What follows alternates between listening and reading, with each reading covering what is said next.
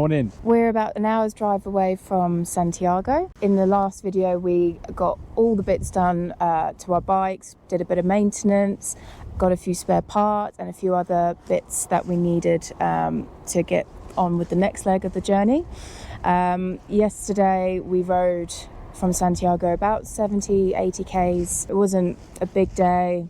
It was mainly just on the main highway, so we didn't actually record any of it. And then we camped somewhere not too far away from the border to start today's part of the journey. Yeah, and today's plan is we're going into Argentina. So we've got a border crossing. We're going to cross Christ the Redeemer. Hopefully it's not too busy. I know it's one of the busier border crossings, especially now at this time of year in autumn. They're starting to shut the crossings and the passes because of the weather and the snow. So I think there's only 3 that are open at the moment that are north of Santiago. So we're going to take this one. Hopefully, again, it's not too busy and the roadworks aren't too bad, because there's some nice windy roads we might get on. Yeah. And then once we're into Argentina, we're going to head north, hugging the side of the Andes, and try and find a little national park there and some smaller roads, and see where that takes us today. Okay, you ready? All right, we are being treated to quite a nice day so far with this weather. It's fairly warm. Saying that, I was looking at the maps, and I think as we go over this border crossing, as it's a high pass, we're going to drop down to the really low figures. When I just checked it before we left, it was still 1 degree there. So we've got all of our warm weather gear very accessible. So I think we'll be stopping a couple of times and putting that on, layering up. Cool, look at that valley up through there. It's really nice to get out on the bikes again. I think we were in the city for like 3-4 days and it's too much. I only like going there when we really have to go there to pick up things and buy parts that you can't buy anywhere else. But apart from that, I've got no intention of going back to a city for anything. Especially when you've been out in the mountains and in the peace and quiet like we have done, and then you ride back into a city like that and it's full on. The noise, the smells, the hustle and bustle of everything. Yeah, it's not really what I like doing. And then I feel this relaxation when we get out of the city and back in the mountains and there's no one around you again. It's a sense of calm and peacefulness. Our predictions were spot on. This border was jam-packed with traffic. It's really well known in the motorcycle community as a dream to ride. The bends, the views, it's meant to be an amazing experience. Obviously, we didn't have that full motorbike experience we hoped for, but it was still beautiful. Well, minus the thick fumes and the smell of burning brakes from the trucks. Finally, we made it out of Chile and entered the Argentinian territory. But as we rode deeper into Argentina, anxiety really started to creep in as to where the Chilean border control was. And yet we haven't stepped out of Chile. I don't know what's going on. Is it further up? It got to 5 kilometers, then 10. Over 20 k's later, we finally found the border control.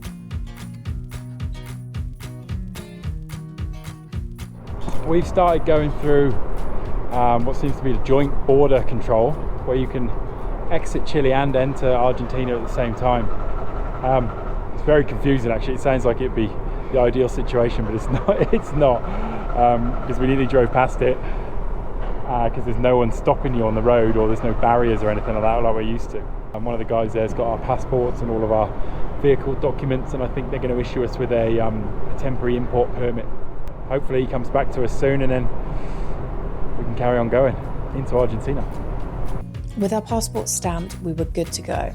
And just like the others, this Andes border crossing delivered the goods. An absolute dream to ride. Really enjoying the ride. I'm enjoying seeing all the different colours of the rock. And because we've got the blue skies and suns out, they just look so good. We pulled over just before and sort of earmarked a place where we're going to stay, a little campsite, and there's a town where we can get some food and a few supplies. 4 or 5 dogs around here, and they're all sort of coming to the windows of the cars and the trucks begging for food, and when they don't get what they want from one, they sort of move on to the other. I've not seen dogs do that before in a queue of traffic anyway.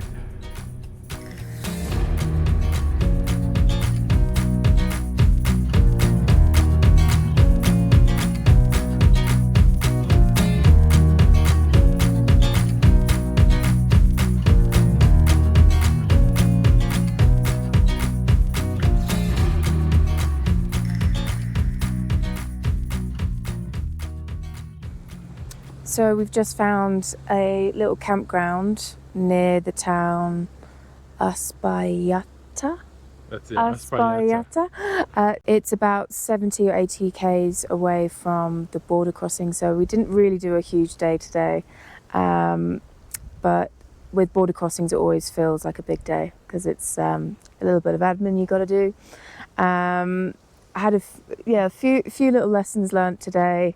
I think is always to trust your gut, especially if you've done a few border crossings in the past. And us entering Argentina and knowing that you've not stamped out of Chile, I think it was good that we were extra vigilant. Yeah. And like you say, followed our gut, turned around, went back to the migration centre, and yeah, luckily there was the stamp out of Chile and stamp into Argentina in the same place. Yeah.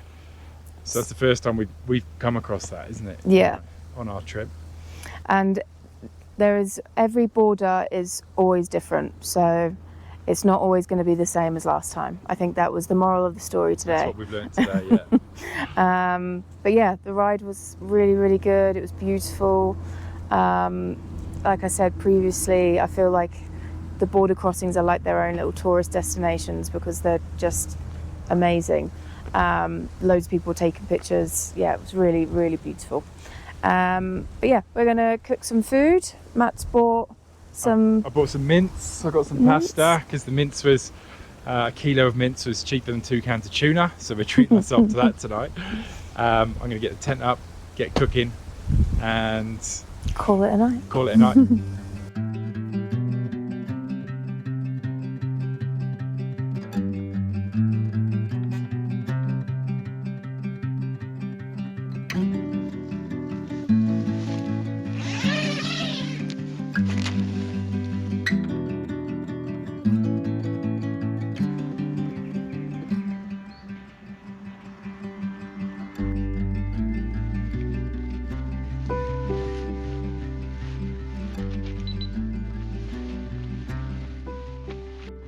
Morning. We're waking up to fresh, beautiful little morning here. Hayley's just packing her bike up. Good morning. And we're going to start setting down the tent. First of all, let's have some breakfast. I make myself a coffee first. Warmed up a little bit. It was a little bit fresh last night, but we didn't get too cold because we've got the new cots that we're sleeping on. Boiling some water, boiled eggs, and a bit of bread for breakfast.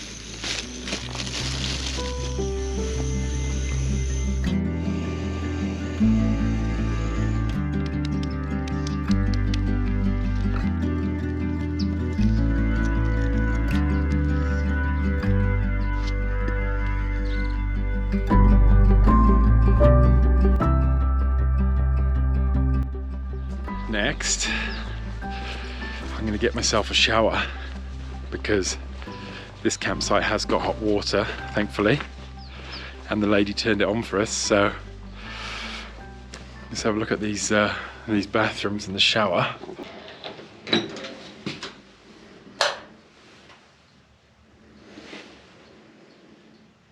Yeah, all right. It's not the Ritz, but it'll do the job.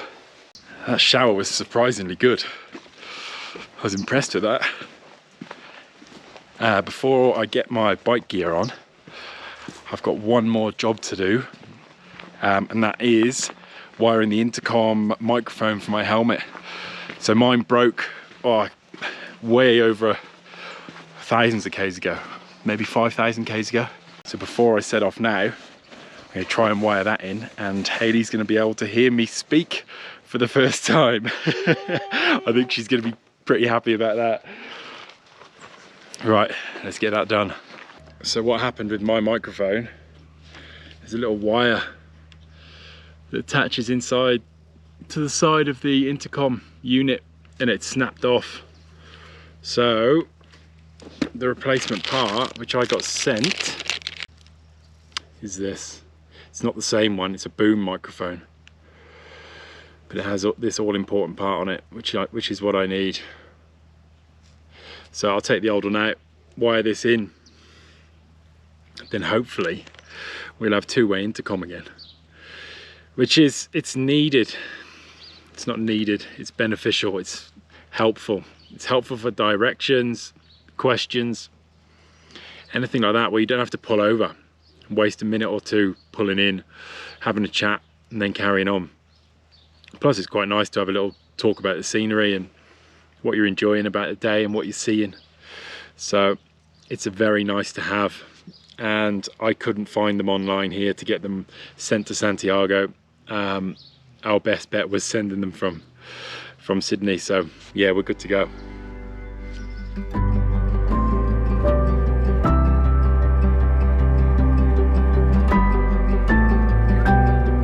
All right, so out with the old, in with the new. She works, ready to go. All right, Hayley, are you good to go? Yep. We are back on intercom. We are back, baby. Now we get to chat. I've missed our chats. Yeah, it'd be nice, it'd be good. All right, so today's plan, we're still going to ride north on this route. I think it's 145. We're in the Mendoza province, and there's a national park, El Leoncito, I think it is, that we're going to pop into. We're going to see what that's like, have a little ride around there. We've got a nice day for it, so it'd be rude not to pop in there on the way past. And then we might try and find a little camp spot not too far from there. Let's see how we go. We haven't been traveling too long, and I've just knocked the speed back a bit. We're getting some seriously strong side winds coming from my left, so they're coming from over the Andes and onto this flat plain. It's not so bad, but they're in gusts and they are catching me out a little bit. But this is a lot windier than I thought it was going to be today. Looks like they're finishing up with the paved road. Just turn my ABS off. Just check that Hayley's done that as well. Hayley? Hayley? ABS off. Perfect. Good to go? Good to go. Alright, see ya.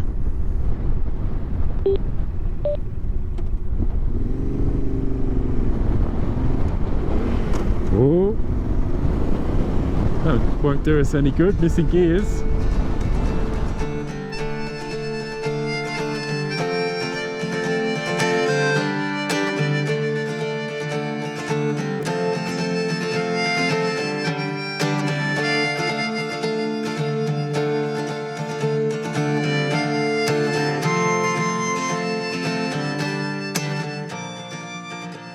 You can see all the dust up ahead. And especially here, the wind is just whipping it up and sending it across the valley.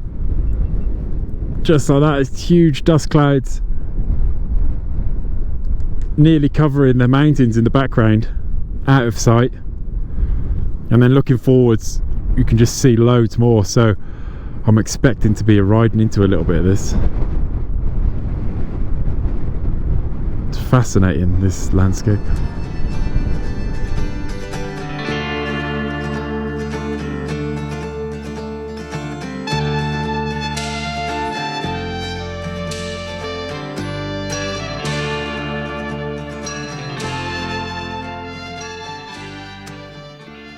we survived the dust storm and we've made it to El Leoncito National Park. We're gonna grab a little bit of food now we're here.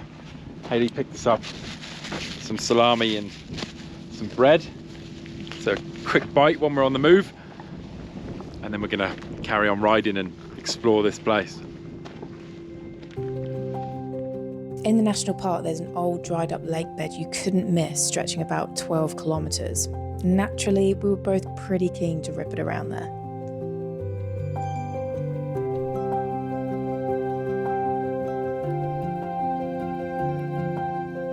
Taking in this landscape with the Andes as a backdrop was incredible.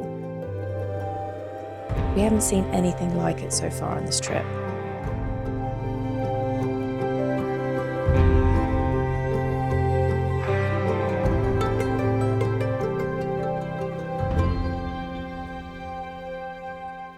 It's not every day you get a place like this all to yourself.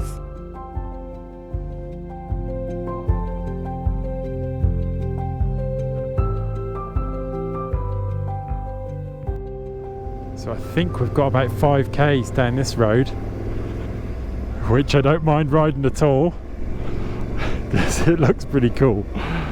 Bit of a canyon and down to my right hand side. Oh, there's some water flowing through it as well.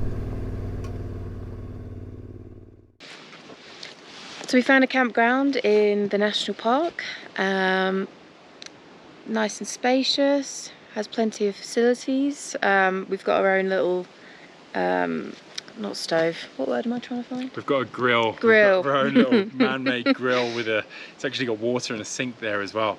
And then there's plenty of little wooden benches around. So yeah, we've got all the little comforts we need. We also forgot to fill up the fuel canister for to cook, but luckily on the grill there is some coal that's not been burnt, so I think we're going to use that instead of the tiny little bit of fuel we have left in that bottle. Otherwise we might have to empty Matt's bike of fuel. Hopefully we can just use the coal and that'll be fine. Let's see, here we go. Yeah, alright, let's get camp set up, ready for the night. So one thing I've noticed is that there is a sign here.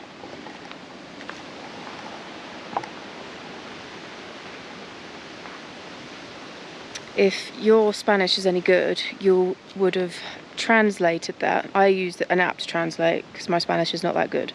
But it says that pumas are in this national park and what to do if you see them. Don't run away, wave your hands, and I can't remember the other stuff. Group your children, all that kind of stuff. So they're obviously around. I mean, I know that they're quite prevalent across the country, but there must be quite a lot of sightings for them to have a sign here. So hopefully we're not welcomed by one of those tonight.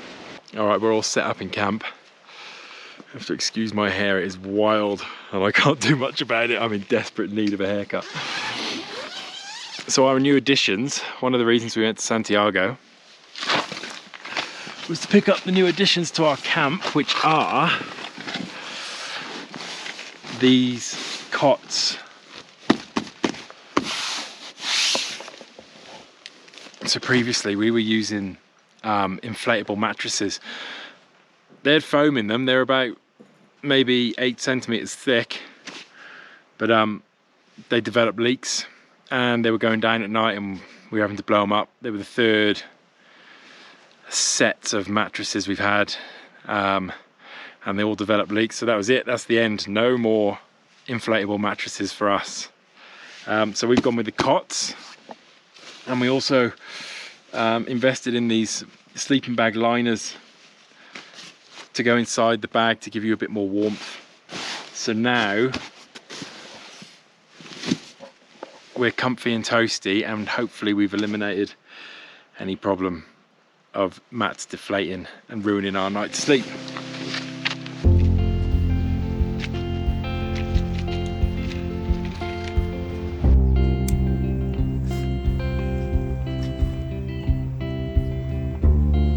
Yeah, boy.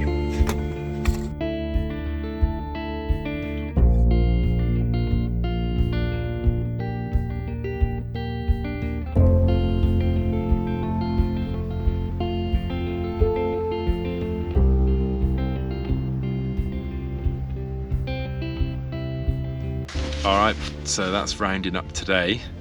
We're all tucked up on our new beds and our new little thermal liners. Dinner was perfect tonight. We managed to cook some meat on the coals, so it was tasty. It was really good. Had some meat and veg, followed by a little hot chocolate in bed, and yeah, what's rounded out a really, really good day.